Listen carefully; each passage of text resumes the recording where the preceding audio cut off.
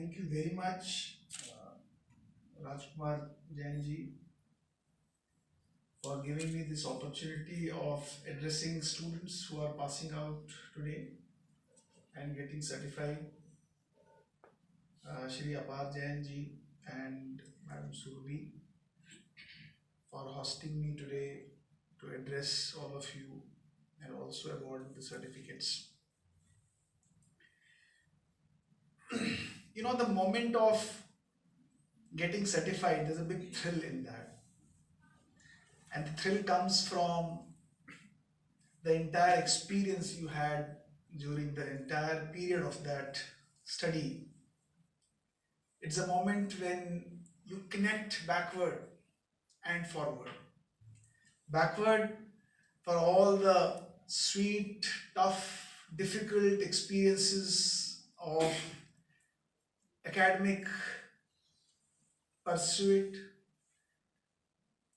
projects that you did, group discussions you had, the intellectual stimulations that had happened during your academic work, and forward connect because you have dreams. You want now to culminate all that you have learned, experienced, and has awarded you in the form of a certificate. You look the certificate as a ship or an aeroplane that will take as a flight to your future destinations. And that's how it gives you a very pride moment at this moment, but it also puts a lot of responsibility on you, because a piece of paper or a paper with piece of advice, it's up to you how you take this certificate today from this place. I'll give you a couple of my personal experiences, but before I share some experiences, it's always my endeavor to let people know that they are the offshoots of great nation. The land that you are standing on today has been one of the places, fortunately, on this globe which has created so many marvels in the world that led this piece of land to be called as Sone ki Chidiya. And this word, sometimes when it is shared with us, many of the people do not actually resonate what actually Sone ki Chidiya meant. But I'll give you a background, because unless we know our past, it's very difficult to conceptualize future. See, India has a very, very glorious past. And this past has almost 11,000 year journey, and before that as well. But I will only take you to the scientific evidence journey that we have had in last 11,000 years, prior to getting invaded and later colonized. And that past has been so glorious that it made India to touch the pinnacle of excellence, glorification, and it all started from the education. When the world was still as hunters and gatherers, and they had leaves and shrubs to cover their body, this was the only civilization in the world which had invented cloth, which had invented the ways and means of living, which had invented agriculture, which had invented Vedas. Now to many, Vedas may be the daily Path Puja of Bhagavan, which is not true only. The Vedic sciences that the Vedic philosophers used to propound in the Gurukuls, if you look at that, three principles our Vedic education and Vedic educationists focused. And these three principles, the first principle was, let the noble thoughts come from all sides. This is a beautiful objective of any teacher or any taught when he or she is in the Gurukul. let the noble thoughts come from all sides. Means you see the world full of possibilities. When you see endless possibilities, you actually lose the option of having end of possibilities. Because there are many people who see world as an end of possibilities. But the first principle of the Vedic education was let the noble thoughts come from all sides, which actually evoke the sense of possibilities. And the second one was create a world of happiness and joy and remove pain. That was the second objective of the teachers of Vedic education.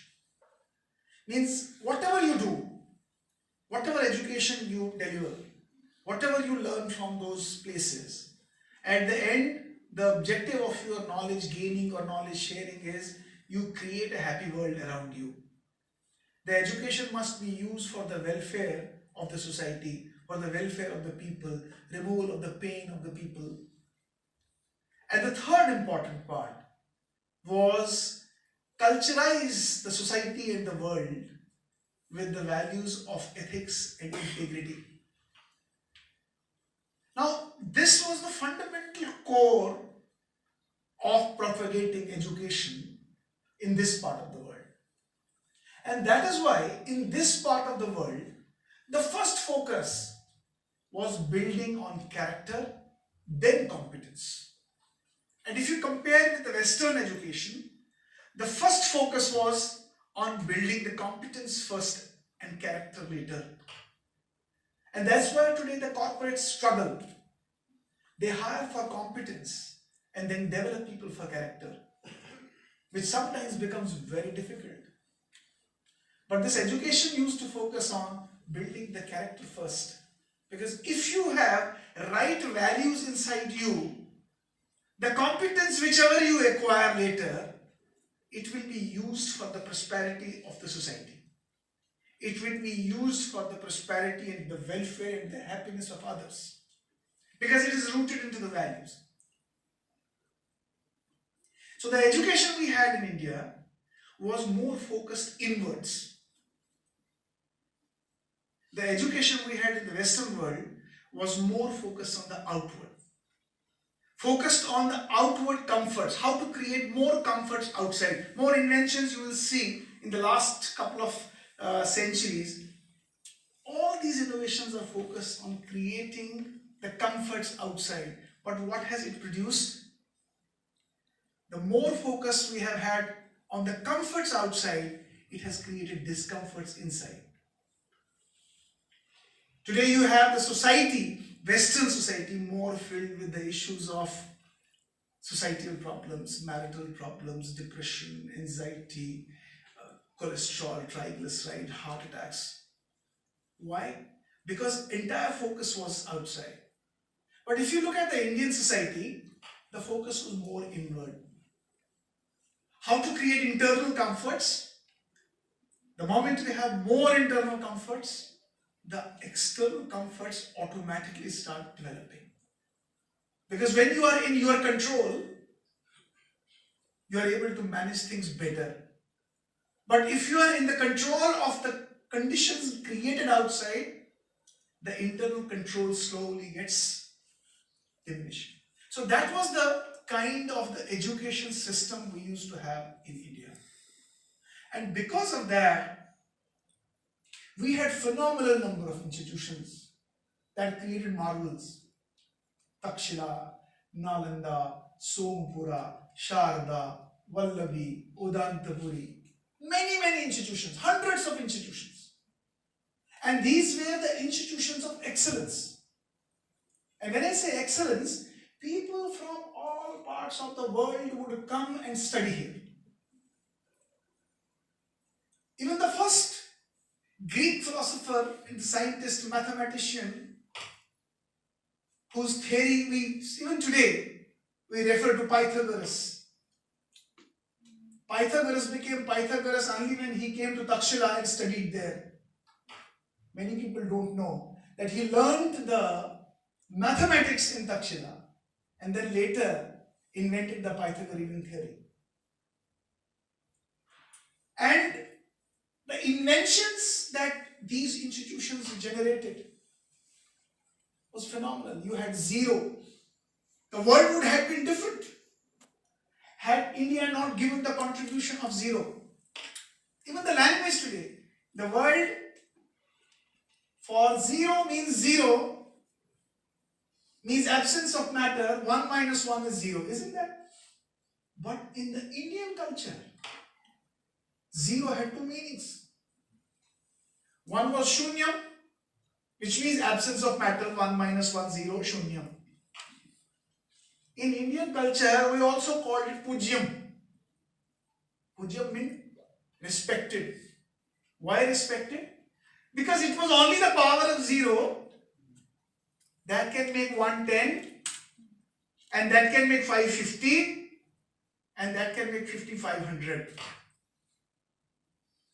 And that was because the scholars and the mathematicians of that time had recognized the power. If you look at Pingala and his theories, had he not given what he has given, you didn't have the binary system today. Your computers would not have been working today. Astronomy, astrology, which is very new to the world, but has been very old in India. You have Vikrami Samvat, you have also Saptarishi Samvat, which dates back to 5,000, 10,000 year old. How they calculated time. They call it Saturn, isn't it? What do we call it? Shani. What does Shani mean in Sanskrit? One who moves slow. They knew it thousands of years back that Saturn is the only planet which takes 29.6 years to take one rotation. We had the biggest planet. What is that called? Jupiter. What do we call it in Sanskrit? Guru. Yeah. It was that time when they knew this is the biggest planet. 11.6 times bigger in the radius of the earth. Why I am saying this? The power and the knowledge that this part of the civilization had was phenomenal. You had the first Ayurvedic medical health science in India. And you know who had invented that? Rishi Charak. In Charak Samhita. If you go to Germany, I have been to Germany, I saw that there. They have a university where they have a department called Charcology, which is in the name of Maharishi Charak.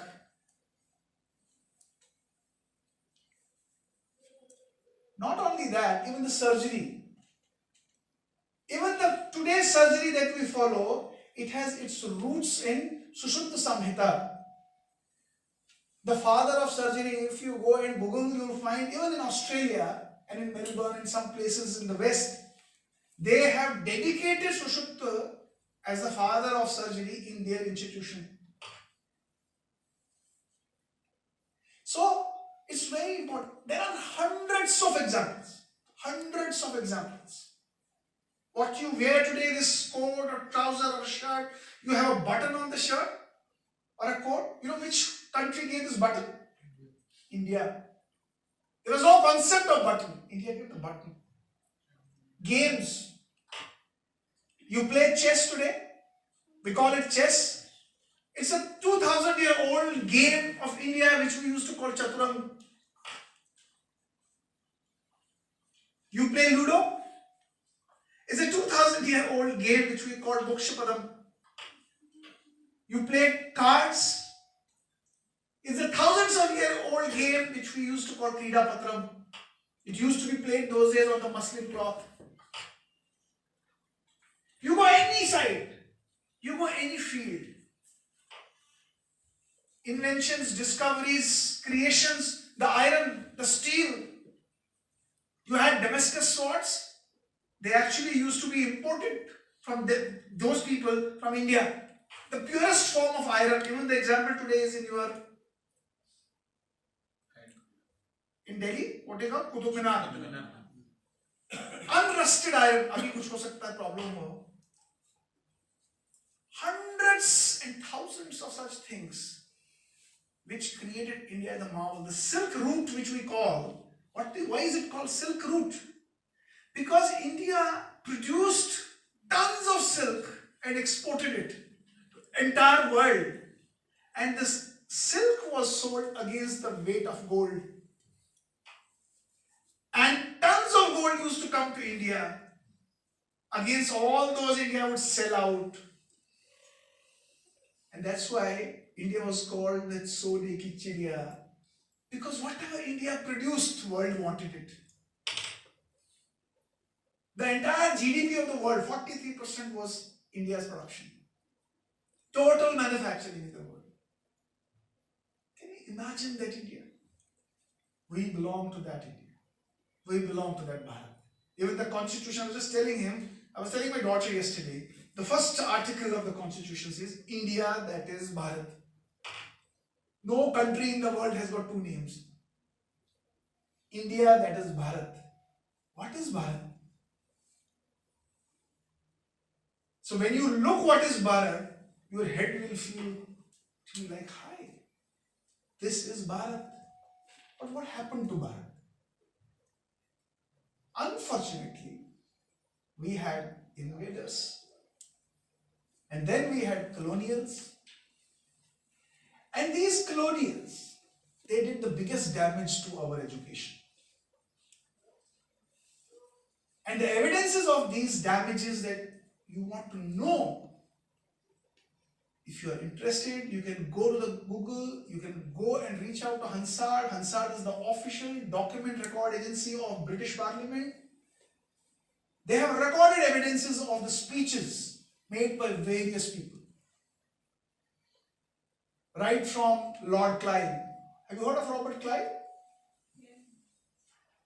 The man who attacked and conquered Bengal the first time through treachery of Mir Jafar. And the man who looted India barbarically. In the recorded history, it is said that he looted India and took the loot in more than 900 big ships, which could carry 700 metric tons of material. And you know what happened to Lord Clive?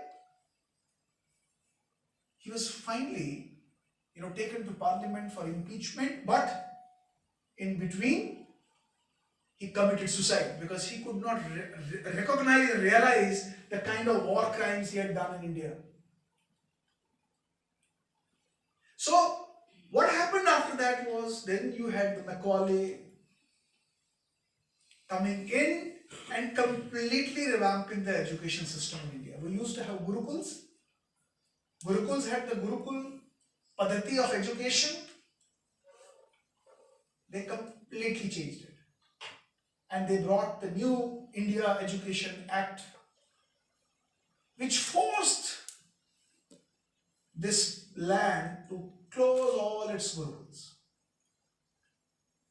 And eventually, it led to a situation where the new curriculum which was brought in, I'm not getting into that, we don't have time for that, but which brought into the kind of curriculum which today makes an Indian feel like an Indian only, not a Bharatiya. We have been told about those incidents that make us feel low in the history. We have fought well, they will tell you. The history will tell you, but they will never tell you that you were the winners. They will never tell you that we had the women warriors who actually defeated the invaders. The history doesn't tell us. The first woman who did not let the biggest Arab invader, Qasim, to enter India, Gauri to enter India. And it was in the Gujarat side called the lady called Nike Devi, who defeated him. And he had no chance but to run away for his life. History doesn't tell this to us. History will only tell us that Gauri came in and he killed whom? Prithviraj Chauhan. But never history will tell us that there was the first battle with Prithviraj Chauhan of Gauri, where Gauri had to mercifully beg for his life. And because India was a merciful country, he was let off to go. And later he came back, colluded with Jaichand and tried to kill Prithviraj Chauhan. We have been told that Prithviraj Chauhan was defeated and killed, but we have not also been told that it was the Prithviraj Chauhan who, despite being blinded, killed Muhammad Ghori.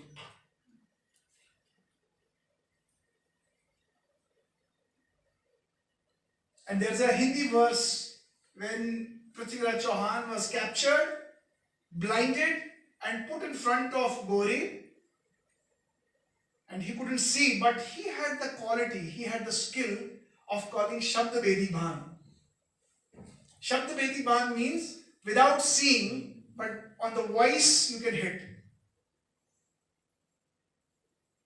And his friend tells him that this is the time you can kill Gauri. And Gauri is sitting on some pillar feet made in front of him, and he is standing as per the history.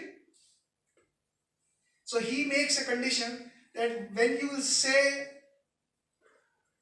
to shoot, I will shoot, and I will show you that I can aim without eyes.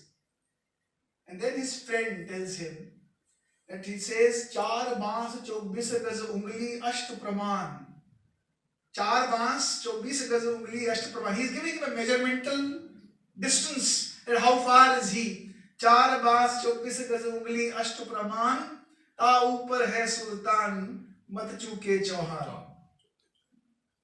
And the moment this Gauri gives the indication to say yes, he shoots the arrow and kills him. History doesn't tell this to us. So anyway, the point I wanted to bring back to you is, you are graduating today.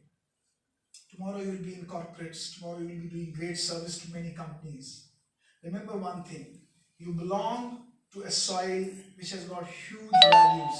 It's called Bharat. And Bharat means sanskar. Bharat means character.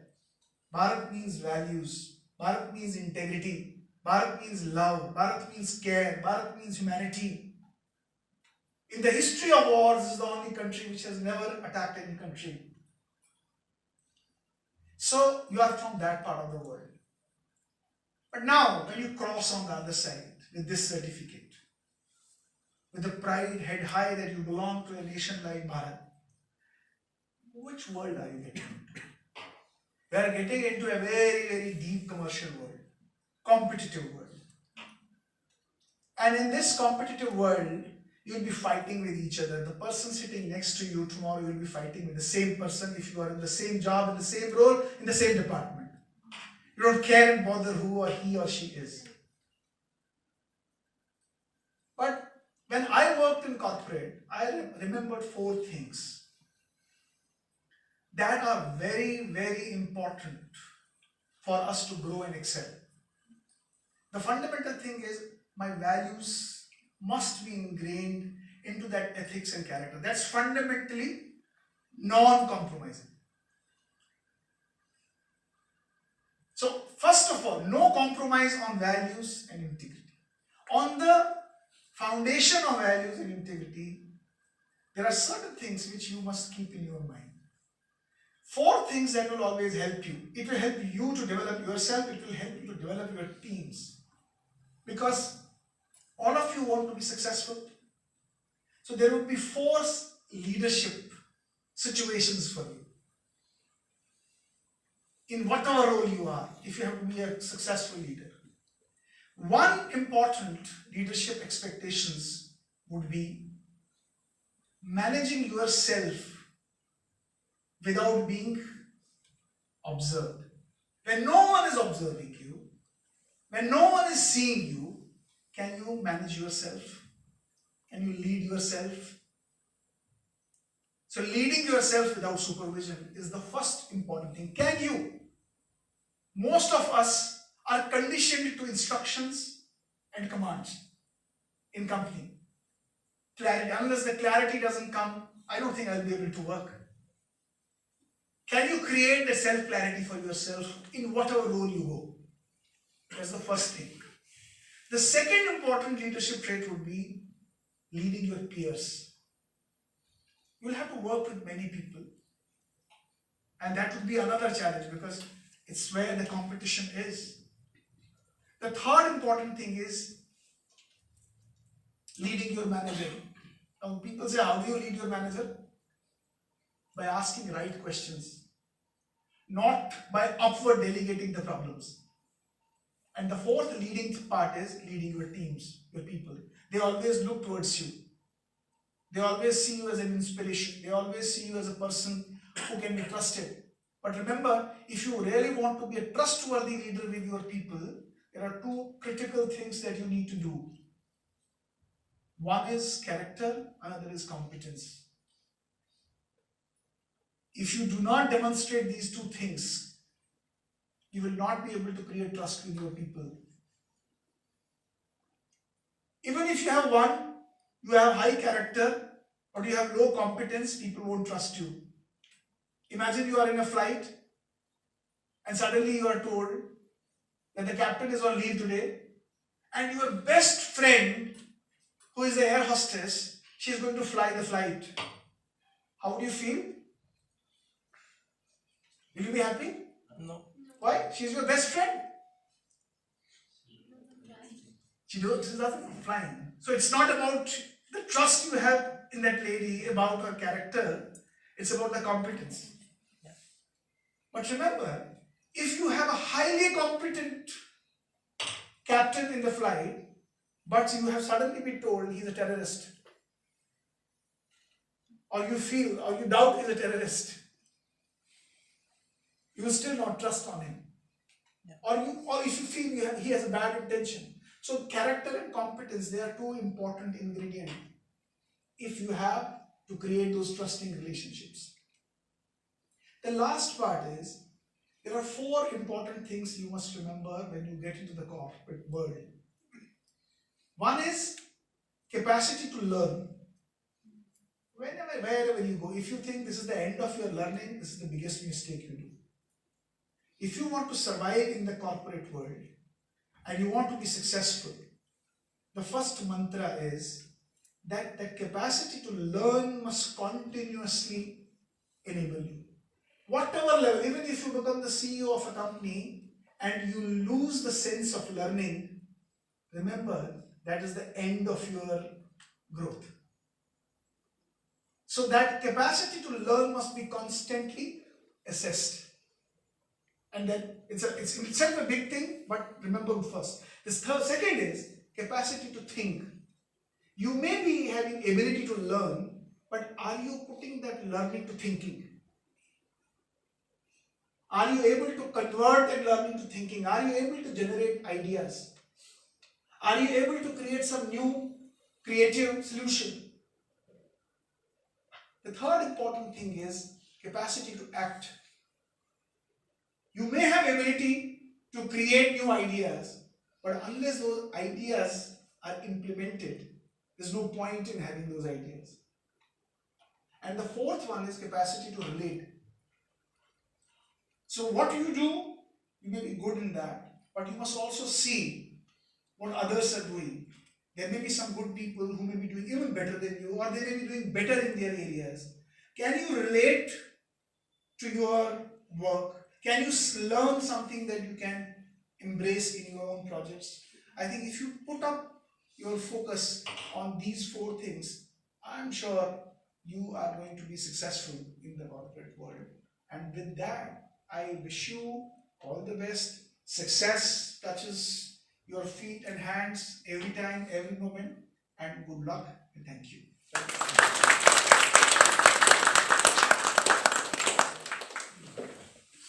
Thank you so much, sir.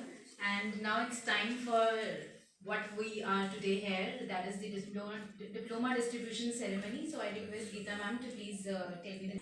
इस हिसाब से भी मैं request करूँगा एक बार जो है हमारे जो श्रेष्ठ शिक्षक हैं उनको एक मेडल से जो है